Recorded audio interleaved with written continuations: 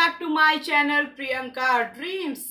आप लोगों को इस ब्लॉग को देखने के लिए शुरू से अंत तक वीडियो को वॉच करना होगा, देखना होगा बिना स्किप किए। दोस्तों, आज मैं जहां हूं ये वजीराबाद की यमुना नदी के तट पर हूं मैं। जैसा कि ये आप देख रहे हैं पीछे सीन है और थोड़ा सा धूप भी ज़्यादा है और इसी समय इसका व्यू अच्छा भी होता है। तो मैं इसके बारे में आपको बताती हूँ थोड़ा। जैसे देख रहे हैं आप सभी लोग मेरे पीछे हैं, कई लोग देखिए नहा भी रहे हैं, जैसे गाँव में नहीं देखने को मिलता है तट पर, तो वही चीज़ें। तो मैं जो ये यमुना नदी है ये उत्तरकाशी से यमुनोत्री ग्लेशियर से निकलती है। इसका जो पिक पॉइंट है, निकलती कहाँ से है, उत्तरकाशी से यमुनोत्री ग्लेशियर से निकलती है और प्रयागराज में जाकर के मिल जाती है, जहाँ त्रिवेणी संगम कहा जाता है, जिसे गंगा यमुना सरस्वती का संगम। और जो यहाँ मैं वज़ीराबाद के तट पर हूँ, वज़ीराबाद के ये यहाँ पे यहीं से ही यमुना नदी स्टार्ट होती है, यहीं से एंट्री करती है दिल्ली के अंदर। तो आप देख सकते हो कि क्या इसका मतलब नज़ारा है। पीछे मैं व्यू इसका दिखा ही रही हूँ आपको वीडियोज़ में। और इसकी जो देख रहे हैं अभी नदियों में कितना पानी भी किस तरीके से हो गया है, कई प्रकार की ये पीछे। और यहाँ पे साइबेरियन पक्षी भी होते हैं, हालांकि वो अभी दिख नहीं रहे हैं, ठंडी के वक्त होते हैं। जब हम लोग ठंडी में आते थे यहाँ पे, मैं बहुत समय बाद आई यहाँ पे, आओ तो वो यहाँ की तरफ रुख ले लेते हैं। और अभी गर्मी के समय में उनके अनुसार जलवायु इन्वायरमेंट नहीं है, तो वो यहाँ से इस वक्त गर्मी के मौसम में चले जाते हैं। साइबेरियन पक्षी की बात कर रही हूँ। जैसा कि आप देख रहे हैं ये दिल्ली इसी नदी के तट पे बसा हुआ है। और कहा भी जाता है कि इतिहास के पन्नों में आपको देखने को मिल जाएगा कि जो मुग़ल थे, लाल किला है, जब ये शहर यमुना नदी के तट पे बसा है तो लाल किला जो बना है उसके अंदर एक सुरंग है। और सुरंग जो है वो अंदर ही अंदर इसी नदी के तट पर ही कटी हुई है। होता ये था कि जब मुग़ल अपने किले में बैठे होते थे तो कोई भी बाहरी आक्रमण हो जाता था, कोई भी शासक के ऊपर, तो क्या करते थे, जो उनको एक निकलने का एक रास्ता था कि वो किले के अंदर सुरंग बनाए थे और जो सीधा नदी में आकर के मिल जाता था अंदर ही अंदर। और वो फिर नाव के माध्यम से या एक शहर से दूसरे शहर जैसे आगरा, मथुरा जाते थे। तो यहाँ मैं ये कहना चाहती हूँ कि अभी हम नदियों के पानी को देखें इन कुछ समय काल से कि कितना गंदा हो गया है। और गंदा होने का कारण ये है केवल सरकार की नाकामी ही नहीं, और उनके साथ साथ समाज के लोगों की भी है। जो हमारे धार्मिक चीज़ें होती हैं बहुत पवित्रता के साथ बनाई जाती है, लेकिन जब उसका अंतिम दिन होता है, जैसे नवरात्र हो गया, दशहरा हो गया, ये जब मूर्ति विसर्जन होता है, कितनी बेरहमी तरीके से पानी को प्रदूषित किया जाता है, विसर्जित किया जाता है। और वो जो मूर्तियाँ बनी होती हैं वो कितने केमिकल से बनी होती है, जो उसमें रंग का प्रयोग किया जाता है मूर्तियों को सजाने में, आप समझ सकते हैं। नदी का मतलब है पूरा का पूरा आप व्यू देख सकते हैं कि यहाँ पे जो है चीज़ें, नदी जो दिल्ली में खेती किसानी होती है कहते हैं, वैसे तो बीच में शहर बसा है, लेकिन यहीं पे अभी मैं आगे आपको वीडियो में भी दिखाऊंगी जहाँ पे तरबूज, खरबूज, सब्जियों का जो मतलब उगाई जाती हैं, तो वो सारी चीज़ें हैं। और अभी ये देख रहे हैं आप, ये जलकुंभी है, इसका नुकसान भी है क्योंकि ये पानी को बहुत ही, इसका ऑक्सीजन की जो मात्रा है वो कम कर देती है जब ये उग जाती है। तो इसे सही समय में निकाला जाए तो निकाल लिया जाए तो भी बहुत अच्छा है नदियों के पानी के लिए। और मैं यहाँ पे सरकार और जो जनता से एक मैसेज छोटा सा छोड़ना चाहूँगी कि जैसे कि देश के अंदर अभी महामारी आ रखी है, बहुत लोग ख़त्म हो गए हैं, देश में पूरा बेकार एक माहौल बन गया है, तो कहीं ना कहीं उसका पर्यावरण का भी हमारे ऊपर प्रभाव हमारे आसपास में पड़ता है। अब पर्यावरण में ये सारी चीज़ें आती हैं, नदियाँ, पेड़ पौधे, वनस्पति, जीव जंतु सब, अगर इनमें से किसी भी चीज़ को आप हानि पहुँचाते हो, प्राकृतिक की चीज़ों के साथ खिलवाड़ करते हो, तो होता उसका नज़ारा देखने को मिल जाता है। केवल इंडिया के अंदर ही नहीं, मैं ये इंडिया के बाहर भी मैसेज देना चाहती हूँ कि जैसे कि अगर कोई भी प्राकृतिक आपदा आती है, यानी कोई भी जैसे तूफान आ गया, चक्रवात आ गया, या कोई भी ज्वालामुखी फटी, अगर आप प्राकृतिक की चीज़ों से छेड़खानी करोगे तो उसका खामियाजा सभी लोगों को भुगतना पड़ सकता है।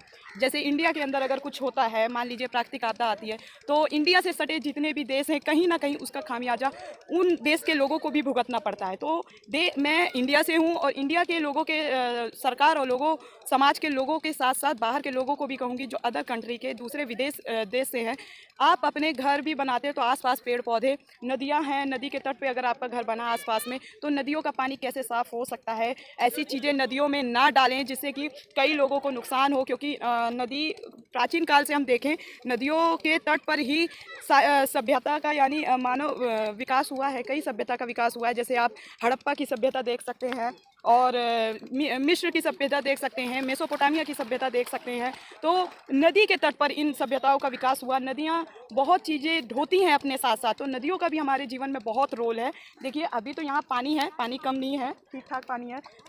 सब लोग देख रहे हैं, डुबकी लगा के नहा भी रहे हैं, तो पानी ठीक ठाक है। अभी वर्षा हुई है कुछ समय पहले, तो इसी कारण से यहाँ पे पानी की पूर्ति हो चुकी है। लेकिन मैं यहाँ समाज के लोग भी कहूँगी कि गंदगी ना फैलाएं, किसी भी ऐसा कोई भी पदार्थ ना डालें, इसमें कोई भी गंदगी ना डालें जिससे जीव जंतुओं के लिए भी नुकसान होगा। अगर आप ऐसा चीज़ जैसे कि औद्योगिक क्षेत्र से जो कचरा निकलता है बड़े बड़े कारखानों से, कंपनियों से, तो वो बिना रिसाइकल किए हुए ही वो कचरे को डाल दिया जाता है इसमें, और उस कचरे में इतना केमिकल होता है जो पानी के अंदर, नदी के अंदर जीव जंतु होते हैं उनके लिए वो बड़ा घातक होता है। वो पानी के अंदर रहते हैं, उस पानी का सेवन करते हैं। यहाँ तक कि स्थानिक लोग जो हम लोग हैं, हम लोग भी पानी का सेवन करते हैं। तो पहले तो जो जल के जो जीव जंतु हैं उनके लिए नुकसान हो सकता है, और साथ ही साथ हम लोगों के लिए भी नुकसान हो सकता है। तो एक पर्यावरण को बनाए रखने के लिए सरकार के साथ साथ हम सभी लोगों का एक महत्वपूर्ण योगदान होना चाहिए। मैं भी और आप सभी लोग, इसलिए मैं यहाँ पे दिखाने आई। मैं दिल्ली में हूँ और दिल्ली का जो भी ये नदी है, ये यमुना नदी है, इसका कैसे क्या है, पानी का क्या स्तर है, क्या मतलब एक छोटा छोटा व्यू जो एक समाज को, प्राकृतिक को बनाने के लिए योगदान दे सकता है। मेरा उद्देश्य यही है कि हमेशा अपने माध्यम से जो भी लोग जागरूक नहीं हैं, जिनको चीज़ें नहीं पता है, उनको जागरूक करना, उनका भला करना, एक अच्छी नई दिशा प्रदान करना, सकारात्मक सोच बनाना। क्योंकि नदियों का हमारे जीवन में कितना बड़ा रोल है ये आप समझ भी गए होंगे। आप देखिए, गंगा हो, यमुना हो, कहा जाता है कि सबसे प्रदूषित अगर नदी है तो यमुना है, लेकिन मैं यहाँ मानती हूँ कि सबसे ज़्यादा प्रदूषित कोई यमुना नहीं, बाकी सारी नदियाँ हैं। अभी महामारी के दौरान आप देखिए, लहासों को ऐसे तैरने के लिए छोड़ दिया गया। कोरोना जैसी महामारी में आप इलाहाबाद में देखिए या कहीं भी भारत के सभी राज्य में कुछ ना कुछ ऐसा चीज़ें नदियों के साथ क्रिएट हो रहा है कि दिक्कत होने लग रही है लोगों को, जलीय जीव जंतुओं को दिक्कत हो रही है। तो मेरा मानना है कि हम सब मिल कर के अगर ये योगदान देते हैं, अपने क्षेत्र में जो भी नदियां हैं और छोटे छोटे तालाब हैं उनको साफ स्वच्छ बनाए रखें, तो हम जलीय जीव जंतु का जीवन के साथ साथ इस वातावरण शुद्ध बना रहेगा। क्यों ना हम लोग सब लोग इस पे मिलके काम किया जाए, और सरकार से भी ये दरख्वास्त है कि इस पर तेज़ी से काम हो। तो काम भी हो रहा है, और कई लोग जो जल पुरुष माने जाते हैं, रेमन मैग्सेसे पुरस्कार से सम्मानित है राजेंद्र सिंह जी, श्री राजेंद्र सिंह जी, उन्होंने बताया कि ये नदी नहीं दिल्ली का नाला है। तो इसमें ये नाला किस प्रकार से, आप लोगों को मैंने बता दिया कि जो बड़े बड़े कारखाने हैं, बड़ी बड़ी कंपनियां हैं, बहुत यहाँ शहरीकृत चीज़ें हैं, और बहुत सारी कंपनियां जो हैं, जो वहाँ से कचरा निकलता है, जो माल बनता है, उसको बिना रिसाइकल किए वो नदियों में झोंक दिया जाता है, जिससे कि ये नदी जहाँ भी जाती है अपने साथ उस कचरे को लेते हुए जाती है, अन्य नदियों में भी विलय हो जाता है, तो वहाँ भी वो कचरा पहुँचता है। अभी महामारी के दौरान आप लोगों ने देखा कि कितना सारा, मतलब इलाहाबाद में भी, प्रयागराज में भी नदियों में ऐसे लहासें तैर रही थी, और किस तरीके से बालू में, जो नदी के किनारे बालू होता है उसमें दफना दिए गए थे। और कई लोग बोल रहे थे कि वो वीडियो नाइजीरिया का, ऐसा कहीं वो नाइजीरिया का वीडियो नहीं है, वो सच में गंगा किनारे का वीडियो था। और मैं दिखाना भी यही चाह रही थी कि नदियों का पानी सच में प्रदूषित हो गया है, और इन्हीं नदियों से जो शहर में लोग बसे हैं, यहाँ तक कि ग्रामीण क्षेत्र में भी मैं कहूँगी कि इन्हीं नदियों से ही हमें पानी भी मिलता है पीने को। ज़मीन के अंदर से जो नलकूप लगाए जाते हैं, ज़मीन के अंदर तक उसकी पाइप डाले जाते हैं, कहीं ना कहीं ये नदियों का ही पानी है, सप्लाई किया जाता है, साफ़ किया जाता है, तब हमारे ये पीने योग्य होता है। और बहुत सी चीज़ें हैं जो प्रयोग में लाया जाता है, तो इसलिए इन चीज़ों को सही से रखें, ये हमारी अमानत है। और कहीं ना कहीं नदियों का विनाश होगा, प्राकृतिक का विनाश होगा तो साधारण सी बात है स्थानिक लोगों का यानी हम सब आप सभी का विनाश होगा। तो ज़्यादा से ज़्यादा पेड़ पौधे लगाएं और आसपास अगर आपके नदी है, कोई बड़ी नदी है, कोई छोटे तालाब हैं, उन्हें साफ़ रखने का भी प्रयास करें। बड़े बड़े मकान बनाएं, लेकिन उसके साथ ध्यान दें कि मकानों के अगल बगल आप थोड़ा प्राकृतिक वातावरण भी बनाए रखें। क्योंकि मुझे ये फ़ील हुआ इस महामारी के दौरान कि एक सांस लेने के लिए भी बहुत समस्या हो गई कि इंसान सांस भी नहीं ले पा रहा था और ख़त्म हो गया। कोई बीमारी नहीं, बस यही महामारी में ऑक्सीजन की कमी ख़त्म हो गया। तो इन सब चीज़ों से कहीं ना कहीं हमें बहुत सी चीज़ें अच्छी देखने को मिलती है और एक मानव जीवन भी बहुत अच्छा होता है। तो मेरा यही मानना है, आप लोगों को यही संदेश देना है कि आप लोग जल को प्रदूषित होने से बचाएं, नदियों को साफ़ रखें।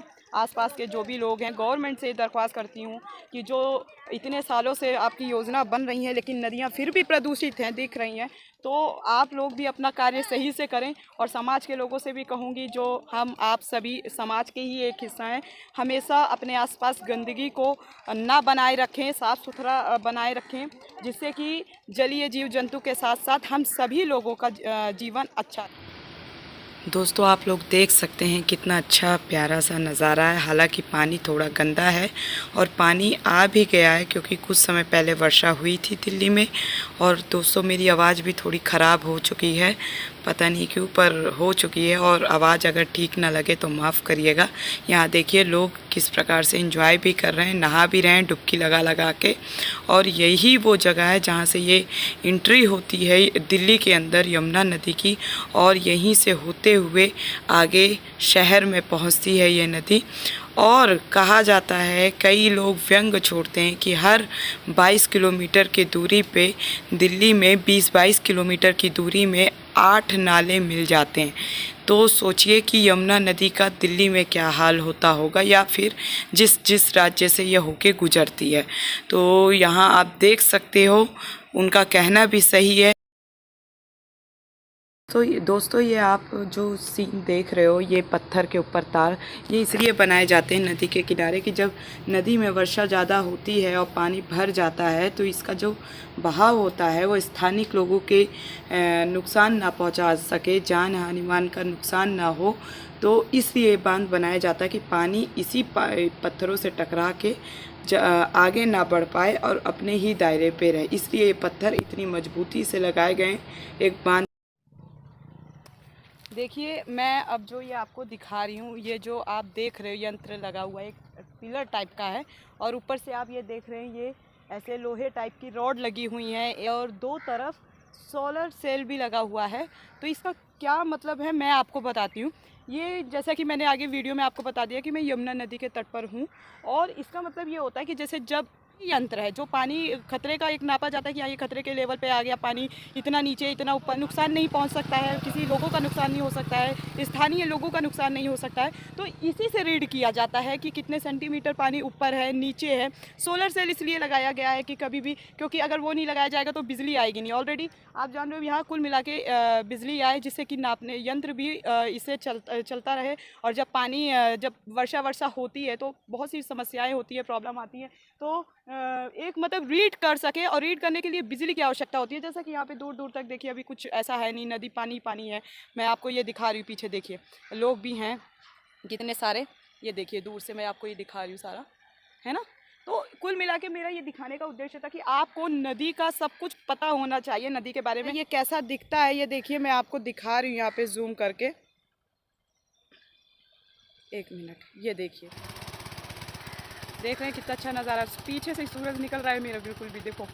यमुना तट होता है, उसी के आस ही पास में ये सब्जियां भी उगाई जाती हैं, जैसे कि देखिए खेती है, किसानी है। क्योंकि बीच दिल्ली में तो शहरीकृत पूरी चीज़ें हैं, पूरा शहर बसा हुआ है, लेकिन जो सब्जियां हैं, अनाज आता है, वो ऐसी ही जगह से आता है जैसे नदी के किनारे कुछ जगह होती है, मिट्टी वाली जगह जिसे कह सकते हैं।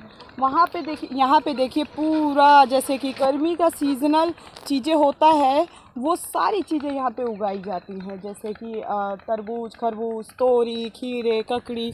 तो ऐसी चीज़ें नदियों के किनारे ही किनारे उगाई जाती हैं और दिल्ली के लोगों तक पहुँचती हैं। और हम और दिखा दूँ कि यहीं पे शमशान घाट भी है जलाने वलाने के लिए, जैसे मुर्दा घर बने होते हैं, लेकिन फिर भी नदी के किनारे मेरा जो अपना मानना है, मैंने जो रीड किया है कि ऐसे मुर्दे को यहाँ नहीं जलाना चाहिए। जो लोग